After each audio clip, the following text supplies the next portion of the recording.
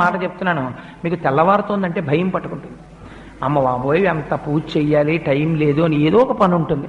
అలా కాకుండా మీరు స్వల్పమైన పూజ, వైదికంగా పరిపూర్ణత్వం ఉండే పూజ అలవాటు చేసుకున్నారనుకోండి, మీ పూజ మీకు బరువు అనిపించాలి. మీరు హాయిగా పూజ చేసుకుని వచ్చేస్తారు.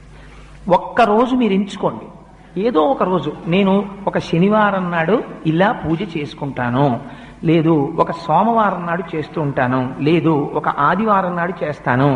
ఆ రోజు నియమం పెట్టేసుకోండి, నేను ఈ రోజు విశేషార్చన చేస్తాను అని నియమం పెట్టుకుంటే ఒకే ఒక్కరోజు, ఆ ఒక్కరోజు చేయడానికి మీ మనస్సు ఉరకలు వేస్తుంది.